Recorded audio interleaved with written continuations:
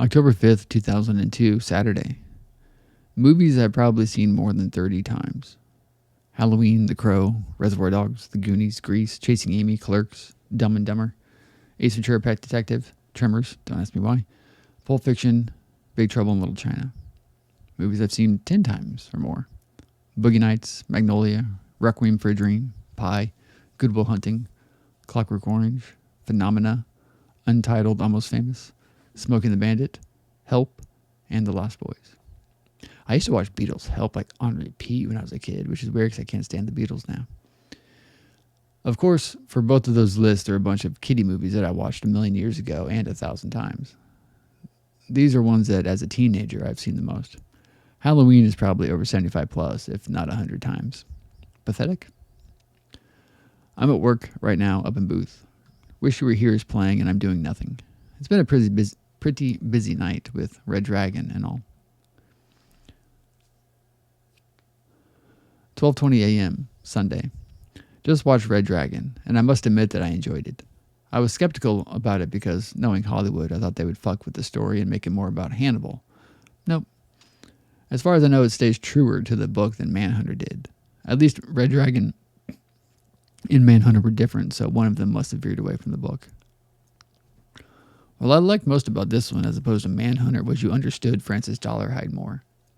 You were more aware of his past, his childhood, and his goal than in Manhunter.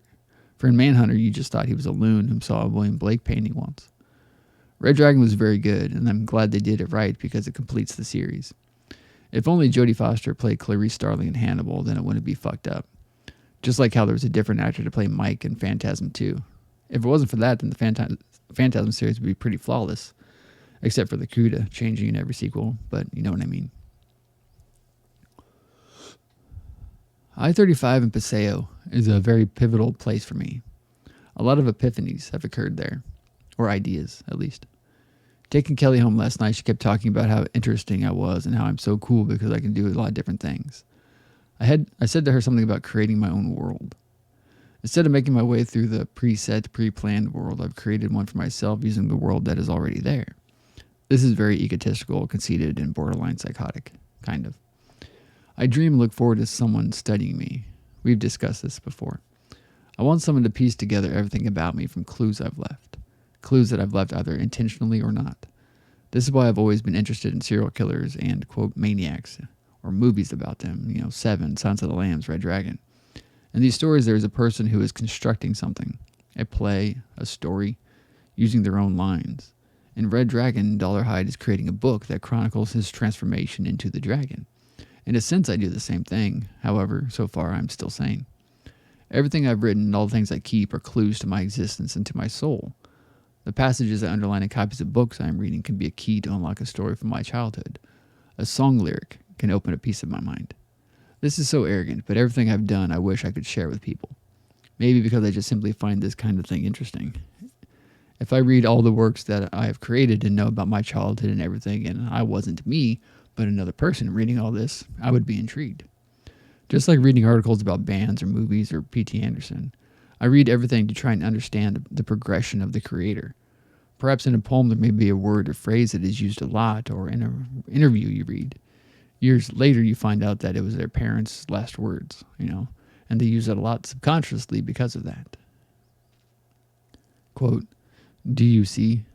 I am the dragon." Thomas Harris, Red Dragon. 3:45 a.m. Sunday. Closed work and met up with Lance and Lonnie. We went down to Lance's house and watched an old Tracy Lords porn video from 1985 that Mr. Quint left us. Hopefully it was a legal one. All of us were seconds away from getting naked and having a spankathon, but Lonnie didn't want to because she and Lance like each other and she wants it to be more between them. And it was 3 a.m. Home, listening to The Cure's Blood Flowers album, and gonna read more High Fidelity. End quote. Saw you last night, stars in your eyes, smiled in your room. Ben Folds 5, song, Magic.